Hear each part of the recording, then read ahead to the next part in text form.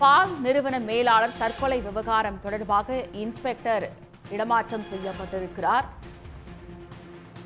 மாதவரம் குற்றப்பிரிவு காவல் ஆய்வாளர் விஜயபாஸ்கர் காத்திருப்போர் பட்டியலுக்கு மாற்றம் செய்யப்பட்டிருக்கிறார். விஜயபாஸ்கரை காத்திருப்போர் பட்டியலுக்கு மாற்றம் செய்து சென்னை காவல் ஆணையர் அருண் உத்தரவு பிறப்பித்திருக்கிறார். 44 கோடி ரூபாய் கையாடல் புகார் காரணமாக திருமலா பால் நிறுவன மேலாளர் நவீன் தற்கொலை செய்து கொண்டார். இது பற்றிய மேலும் விவரங்களை தருகிறார் நமது செய்தியாளர் கிருஷ்ணா. கிருஷ்ணா, முழு விவரம். நிச்சயமாக திருமலா மில்க் ப்ராடக்ட் என்ற நிறுவனத்தின் சட்ட மேலாளராக இருந்த முகமது தமிமுல் அன்சாரி என்பவர் சென்னை மத்திய குற்றப்பிரிவில் ஒரு புகார் அளித்திருந்தார். குறிப்பாக அவரது கருவூல மேலாளருக்கும் நவீன் பொலிமேனி என்பவர் 40 கோடி ரூபாய் மோசடி செய்ததாக புகார் ஒன்றை அளித்திருந்தார்.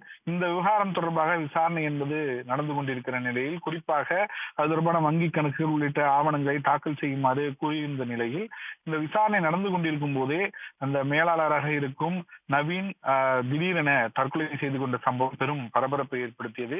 ஏற்கனவே இந்த விவகாரம் தொடர்பாக புகார் அளித்தும் முறையாக நடவடிக்கை எடுக்கப்படவில்லை என்ற குற்றச்சாட்டும் முன்வைக்கப்பட்டிருந்தது.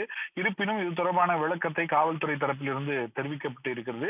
இந்நிலையில் இந்த விவகாரம் தொடர்பாக முறையாக நடவடிக்கை எடுக்காத இந்த பட்சத்தில் காவல் ஆய்வாளர் விஜயபாஸ்கரை தற்போது காத்திருப்போர் பட்டியலுக்கு மாற்றம் செய்து சென்னை காவல்துறை ஆணையர் உத்தரவு பிறப்பித்திருக்கிறார்.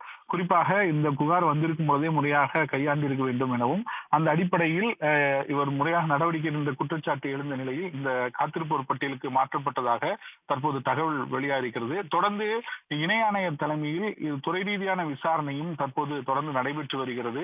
உண்மை இதில் குற்றம் சாட்டப்பட்ட விவகாரத்தில் காவல்துறையினருக்கு எதுவும் தொடர்பு இருக்கிறதா என்ற அடிப்படையிலும் துறை ரீதியான விசாரணை என்பது நடைபெற்று வருகிறது. கூடிய விரைவில் மத்திய குற்றப்பிரிவு இந்த வழக்கை கையில் எடுத்து விரிவான விசாரணை நடத்த இருப்பதாகவும் காவல்துறை அதிகாரிகள் தரப்பில் தெரிவிக்கப்பட்டிருக்கிறது. உடனுக்குடன் செய்திகளை தெரிந்து கொள்ள சன் நியூஸ் பெல் ஐகானை கிளிக் பண்ணுங்க.